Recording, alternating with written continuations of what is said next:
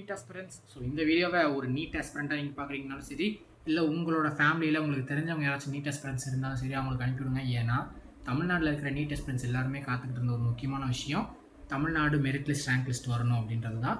அது இப்போ வந்துருச்சு. அதை வச்சு நம்ம இப்போ நிறைய விஷயத்த தெரிஞ்சுக்கலாம். நமக்கு என்ன காலேஜ் கிடைக்குன்ற வரைக்கும் எல்லாத்தையும் தெரிஞ்சுக்கலாம். முதல்ல நான் இப்போ என்ன சொல்ல போகிறேன்னா 2024க்கு டிஎன் ஸ்டேட் கோட்டா கவுன்சிலிங்கில் என்ன கட் ஆஃப் இருக்க போகுது அப்படின்ற எக்ஸாக்டான கட் ஆஃப். இதெல்லாம் மோஸ்ட்லி எக்ஸாக்டான கட் ஆஃபாக இதுதான் இருக்கும். இதுலேருந்து மிஞ்சி போனால் ஒரு 5 ரேங்க்குள்ளே தான் மாறும். மார்க் மோஸ்ட்லி இதே தான் இருக்கும். ஸோ இந்த மார்க் தான் கட் ஆஃப் மார்க் அப்படின்றத நீங்கள் தெரிஞ்சுக்கலாம். அதுக்காக தான் இந்த வீடியோ மேக் பண்ணுறேன். அண்ட் இந்த மாதிரி இன்ஃபர்மேட்டிவான வீடியோஸ்க்கு நம்ம சேனலை சப்ஸ்கிரைப் பண்ணி வச்சுக்கோங்க. அண்ட் அந்த நோட்டிஃபிகேஷன் பட்டன் எடுத்து வச்சுக்கோங்க. இந்த வீடியோ பிடிச்சிருந்தா லைக் பண்ணுங்கள். அதே மாதிரி உங்களுக்கு செல்ஃப் ஃபினான்சிங்க்கும் மேனேஜ்மெண்ட் கோட்டாக்கும் கட் ஆஃப் வேணும் அப்படின்னா கமெண்ட்ஸில் சொல்லுங்கள். ஏன்னா இந்த வீடியோவில் 36 government college, 1 semi government college KK Nagar Chennai, அதில் அந்த காலேஜ் மட்டும்தான், இந்த காலேஜ்க்கு மட்டும்தான் இப்போ நான் கட் ஆஃப் போட போகிறேன். ஒரு வேளை செல்ஃப் ஃபினான்சிங்க்கும் மேனேஜ்மெண்ட் கோட்டாக்கும் உங்களுக்கு கட் ஆஃப் வேணும் அப்படின்னா கமெண்ட்டில் சொல்லுங்கள். அடுத்த வீடியோ நான் மேக் பண்ணுறேன். நீங்கள் சொன்னால் மட்டும் தான் நான் மேக் பண்ண போகிறேன். ஸோ கமெண்ட்டில் சொல்லுங்கள். அடுத்ததாக என்ன ஒரு வீடியோ பிளான் பண்ணியிருக்கேன் அப்படின்னா உங்களோட மார்க்குக்கு உங்களுக்கு என்ன காலேஜ் கிடைக்கும் அப்படின்ற ப்ரெடிக்டிவ் காலேஜ் இல்லை நோயர் காலேஜ் அந்த மாதிரியான ஒரு சீரீஸ் ஒன்று பிளான் பண்ணியிருக்கேன். ஸோ அது ரொம்ப ரொம்ப யூஸ்ஃபுல்லாக இருக்கும். அந்த சீரீஸ் ஃபுல்லாக நீங்கள் பார்க்கணும் அப்படின்னா சப்ஸ்கிரைப் பண்ணி வச்சுக்கோங்க. அப்போ தான் நான் போடுற வீடியோஸ்க்கான நோட்டிஃபிகேஷன் உடனே வரும். சரி, ஓகே, ரொம்ப பேசாமல் டேரெக்டாக வீடியோக்குள்ளே போயிடலாம். இதுதான் பார்த்தீங்கன்னா லாஸ்ட் இயரோட 2023யோட ரவுண்ட் 1 கட் ஆஃப் மார்க்கு, அதோட கம்யூனிட்டி ரேங்க் அது. அதே மாதிரி ஃபைனல் ரவுண்டுக்கான செகண்ட் ரவுண்டு இல்லை ஃபைனல் ரவுண்டுக்கான கட் ஆஃப் மார்க்கு, அதோட கம்யூனிட்டி ரேங்க். இப்போ என்ன பண்ண போகிறோம் அப்படின்னா நான் தெளிவாக எப்படி இந்த கட் ஆஃப் மார்க் சொல்கிறாங்கன்றதே சொல்லிடுறேன். கட் ஆஃப் மார்க்குன்றது ஒன்றுமே இல்லை. லாஸ்ட் இயர் இந்த ரேங்க்குக்கு காலேஜ் கிடச்சிருக்கு, இதோட இந்த ரேங்க்கோட காலேஜ் முடிஞ்சிருச்சுன்னா இந்த இயரும் அதே ரேங்க்கோட தான் காலேஜ் முடியும். ரேங்க்குன்றது இத்தனை நம்பர் ஆஃப் ஸ்டூடெண்ட்ஸ்க்கு மட்டும்தான் சீட் அலாக்கேட் பண்ண முடியுன்றது. ஸோ அந்த ரேங்க் மாறாது, மார்க்கு தான் மாறும். ஸோ அப்போ நம்ம என்ன பண்ண போகிறோம்னா அந்த கம்யூனிட்டி ரேங்க்குக்கு இந்த வருஷம் என்ன மார்க் வந்திருக்கு அப்படின்றத செக் பண்ணி பார்க்க போகிறோம். ஸோ அப்படி செக் பண்ணி பார்க்குறது தான் cut off mark of 2024. So இது மோஸ்ட் ப்ராபப்ளி எக்ஸாக்டாகவே இந்த கட் ஆஃப் மார்க் தான் வரும். ஸோ இப்போது நம்ம கட் ஆஃப் மார்க் பார்க்கலாம் with the count of 3, 2, 1 S. So இப்போ சைடில் நான் போட்டிருக்கேன் பார்த்தீங்கன்னா 2024ன்னு. ஸோ அதுதான் ஒவ்வொரு கம்யூனிட்டிக்கான கட் ஆஃப் மார்க்ஸ். ஸோ நீங்கள் லாஸ்ட் இயரோட final round cut off mark பார்த்துருக்கீங்களா, அந்த கம்யூனிட்டி ரேங்க்கோட தான் நான் கம்பேர் பண்ணி போட்டிருக்கேன். நான் ஃபஸ்ட் ரவுண்டோட கம்யூனிட்டி ரேங்கோட போடல. ஸோ அதாவது என்ன சொல்கிறேன்னா இந்த மார்க் இருக்கிறீங்கன்னா நீங்கள் சேஃப், இதுக்கு கீழே இருக்கிறீங்கன்னா சான்ஸ் இல்லை, இதுக்கு மேலே இருக்கிறீங்களா உங்களுக்கு சீட்டு கிடச்சிடும். அண்ட் இந்த மார்க்கில் இருக்கிறவங்களுமே பார்டர் தான். ஏன்னா நான் ஃபைனல் ரவுண்டோட கம்யூனிட்டி ரேங்க்கில் தான் இதை கம்பேர் பண்ணி போட்டிருக்கேன். ஸோ அப்படியே நான் வரிசையாக ஒன்றா படிச்சுட்டு வரேன். உங்களோட கேட்டகரிக்கு என்ன அப்படின்றத தெளிவாக பார்த்துக்கோங்க. இது முடிஞ்ச ஒரு ஸ்க்ரீன்ஷாட் எடுத்து வச்சுக்கோங்க, கண்டிப்பாக தேவையாக இருக்கும். உங்கள் ஃப்ரெண்ட்ஸ்க்கும் இந்த வீடியோ அனுப்பிவிடுங்க, ஏன்னா அவங்களுக்கும் தெரிஞ்சுக்கணும்ல. ஃபஸ்ட்டு ஓசிக்கு லாஸ்ட் இயர் 602 முடிஞ்சிருக்கு. இப்போ 651. எக்ஸாக்டாக நான் ப்ரெடிக்ட் பண்ண அதே கட் ஆஃப் தான் இந்த தடவை வந்திருக்குது.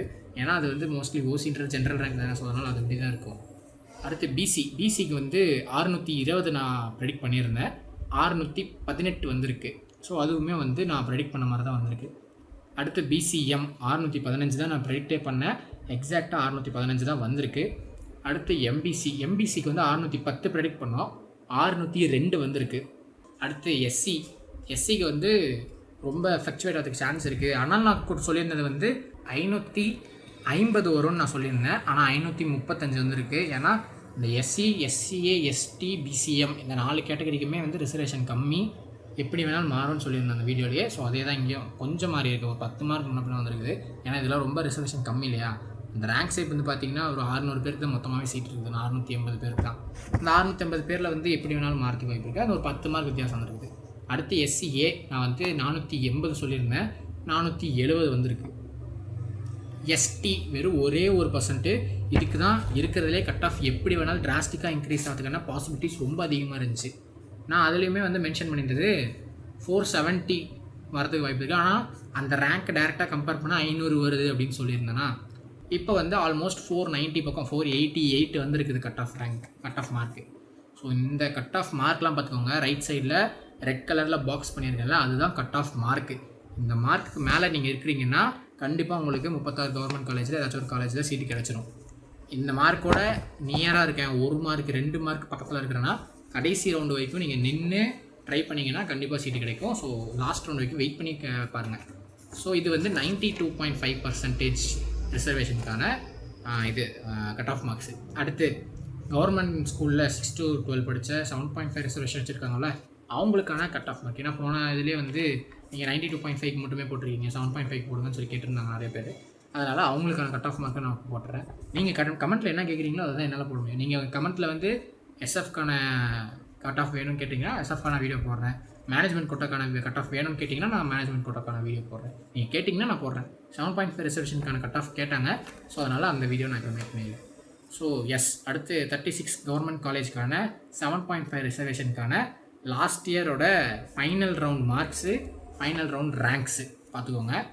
இப்போது இந்த ஃபைனல் ரவுண்டு கம்யூனிட்டி ரேங்க் தான். அது எல்லாமே அந்த கம்யூனிட்டி ரேங்க் கூட இந்த வருஷம் மார்க் எது மேட்ச் ஆகுது அப்படின்றத பார்த்தா அதுதான் கட் ஆஃப் கிடைக்கும். பிசிக்கு 497, செம்ம சேஞ்ச் லாஸ்ட் இயர்லேருந்து, நல்லாவே இம்ப்ரூவ் ஆகிருக்காங்க. பிசிஎம்முக்கு பார்த்தீங்கன்னா வெறும் 19 ரேங்க் தான் இருந்திருக்கு. 19 பேருக்கு மட்டும் தான் சீட்டே அலாட் ஆகிருக்கு.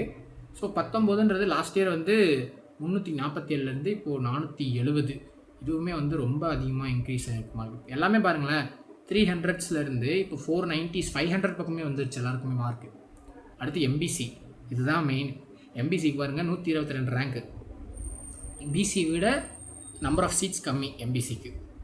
ஆனால் எம்பிசியோட மார்க்கை பாருங்கள், 529 cut off mark. Last year 92.5 reservation எடுத்தவங்க கட் ஆஃப் மார்க்கே 530 தான். இந்த வருஷம் 7.5 ரிசர்வேஷனுக்கே 530 வந்துருச்சு கட் ஆஃப் மார்க்கு. ஸோ அந்த 92.5க்கும் 7.5க்கும் பெரிய வித்தியாசம்லாம் இல்லை, நாங்களும் அந்தளவுக்கு படிச்சுட்ருக்கோம் அப்படின்னு சொல்லிட்டு நம்ம தமிழ்நாடு கவர்மெண்ட் ஸ்டூடெண்ட்ஸ் வந்து கொஞ்சம் கொஞ்சமாக ப்ரூவ் பண்ணிட்டு வந்துட்டு இருக்காங்க. அவங்களும் சூப்பராக படிச்சுட்டு இருக்காங்க. இந்த மார்க்ஸ்லாம் பார்க்கும்போது சூப்பராக இருக்குது. அவங்களோட ரிசல்ட்லாம் நல்ல இம்ப்ரூவ்மெண்ட் இருக்குது. கிட்டத்தட்ட ஒரு 150 மார்க்ஸ்க்கு மேலே எல்லா கேட்டகரிஸ்லையுமே இம்ப்ரூவ்மெண்ட் இருக்குது. ஸோ அவங்களும் சூப்பராக பர்ஃபார்ம் பண்ணிகிட்டு இருக்காங்க. மெயினாக பிசியை விட எம்பிசி நல்லாவே இந்த வருஷம் பர்ஃபார்ம் பண்ணியிருக்காங்க. அதனால தான் இந்தளவுக்கு கட் ஆஃப் சேஞ்ச் ஆகிருக்கு அவங்களுக்கு. அடுத்து எஸ்சிக்கு லாஸ்ட் இயர் 348, இந்த வருஷம் 462. கிட்டத்தட்ட அங்கேயுமே வந்து ஒரு 120 மார்க்ஸ் இன்க்ரீஸ் ஆகிருக்கு. அப்புறம் எஸ்சிஏ 493, அவங்களுக்கு ஆல்மோஸ்ட் பார்த்தீங்கன்னா பிசியோட கட் ஆஃப் பக்கமே வந்துருச்சு. ஏன்னா ரிசர்வேஷன் கம்மி, வெறும் 10 சீட்டு தான். அந்த 10 சீட்டில் வந்து யார் வேணாலும் வரலாம்ல. ஸோ அந்த காம்படிஷன் இருக்குது. அடுத்து இருக்கிறதே காம்படிஷன் அதிகமாக இருக்கிறது எஸ்டி கேட்டகரிக்கு வெறும் 5 சீட்டு தான். அந்த 5 சீட்டுக்கு வந்து நல்ல காம்படிஷன் இருக்கும். அதில் வந்து 411 வாங்கியிருக்காங்க.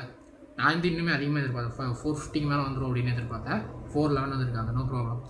எஸ்சிஏ இந்த 2 கேட்டகரியும் வந்து நம்மளால் கெஸ்ஸே பண்ண முடியாது. ஏன்னா வெறும் 10 சீட்டு 5 சீட்டு. பிசிஎம்மை கூட பாருங்கள், வெறும் 20 சீட்டு தான், 19 சீட்டு எக்ஸாக்டாக சொல்லணும். அந்த 20 சீட்டுக்கு வந்து நம்ம என்ன அவ்வளோ கெஸ் பண்ண முடியும்? எப்படி வேணாலும் சேஞ்ச் ஆகலாம்ல. ஸோ ரேங்க் இருந்தால் நம்ம ரேங்க்கை வச்சு கரெக்டாக இதுதான் அப்படின்னு சொல்லிடலாம். ரேங்க் இல்லாமல் பிளைண்டாக நம்ம ப்ரெடிக்ஷன் கொடுக்குறதுன்றது தப்பாயிடும். அதனால தான் நம்ம 7.5K வந்து கட் ஆஃப் போடல. அது வந்து ரொம்ப பிளைண்டாக இருக்கும், கரெக்டாக எக்ஸாக்டாக இருக்காதுன்றதுனால தான் போடல. இப்போ பார்த்தீங்கன்னா நமக்கு எக்ஸாக்டான ரேங்க் தெரிஞ்சிச்சில்ல. இது வந்து நான் தெளிவாக சொல்லிடலாம், இதுதான் ரேங்க்கு, இதுதான் வரும் அப்படின்ட்டு. ஸோ அவ்வளோதான், இதுதான் இந்த வீடியோ. இந்த வீடியோவில் வந்து டீட்டெயில்டாக என்னென்ன ரேங்க்கு, என்னென்ன மார்க் இருக்குது, கட் ஆஃப் மார்க்கு, இதுதான் வந்து எக்ஸாக்டான கட் ஆஃப் மார்க்குங்க. இதுலேருந்து ரொம்ப சான்ஸ் கம்மிங்க அதிகமாக மாறுறதுக்கெல்லாம். இதுதான் எக்ஸாக்டான கட் ஆஃப் மார்க். இந்த மார்க்கை நீங்கள் இருக்கிறீங்கன்னா சேஃபாக இருக்குங்க. அண்ட் ரொம்ப பார்டரில் இருக்கிற ப்ரோ, நீங்கள் சொன்ன மார்க்லேருந்து 1 மார்க் முன்னே 2 மார்க் தான் ப்ரோ அதிகமாக இருக்கேன். ஸோ இப்போ என்ன ப்ரோ பண்ணுறதுன்னா லாஸ்ட் ரவுண்ட் வரைக்கும் வெயிட் பண்ணுங்கள். எக்காரணத்தை கொண்டும் ரவுண்ட் 1 ரவுண்ட் 2 பார்த்துட்டு சீட்டு கிடைக்காதுன்னு சொல்லிட்டு வித்ட்ரா பண்ணிட்டு போயிடாதீங்க. லாஸ்ட் ரவுண்டு மாப்பப் வரைக்கும் கூட வெயிட் பண்ணுங்கள், கண்டிப்பாக சீட் கிடைச்சிரும். ஸோ எல்லாமே நல்லதுக்கு தான். நிறையா பேருக்கு வந்து சார் நம்ம எதிர்பார்த்த காலேஜ் கிடைக்காது போல, என்னடா இது நம்ம மார்க் இவ்வளோ வாங்கியிருக்கோம்னா ரேங்க் பார்த்தா ரொம்ப கம்மியாக இருக்குது, கடைசியில் நமக்கு வந்து ஏதோ ஒரு நார்மலான காலேஜ் கிடைக்க போகுதுன்ற மாதிரி இருக்கும். எனக்குமே இப்போ அதே சிச்சுவேஷன் தான். நான் எதிர்பார்த்த காலேஜஸ்லாம் இப்போ கிடைக்காதுன்ற மாதிரி தான் இருக்குது. நான் இப்போ ரேங்க் எடுத்து கம்பேர் பண்ணி எனக்கு என்ன காலேஜ் கிடைக்கும் அப்படின்றத கம்பேர் பண்ணி பார்த்தோன்னா நான் எதிர்பார்த்தது கொஞ்சம் சிட்டியில் இருக்கிற மாதிரி காலேஜஸ்ஸு. பட் அதெல்லாம் கொஞ்சம் கிடைக்காத டவுட்டு. கொஞ்சம் ஒரு மாதிரி டவுனில் இருக்கிற காலேஜ் தான் கிடைக்குன்ற மாதிரி தான் இப்போ எனக்கு சிச்சுவேஷன் இருக்குது. அதே மாதிரி உங்களுக்கு நீங்கள் என்ன காலேஜ் கிடைக்கும் அப்படின்றத நீங்கள் தெரிஞ்சுக்கணும்னு நினச்சிங்கன்னா சேனல் சப்ஸ்கிரைப் பண்ணிட்டு கமெண்ட்டில் சொல்லுங்கள், ப்ரெடிக்டட் காலேஜ் வீடியோ போடுங்க அப்படின்ட்டு. நான் அந்த வீடியோ சீக்கிரமாக மேக் பண்ணி போட்டுறேன். ஸோ அனதர் இம்பார்ட்டண்ட்டான ஒரு வீடியோவில் பார்க்கலாம். Until then, this is Madan Raj and this is your Maddie Speaks. Bye.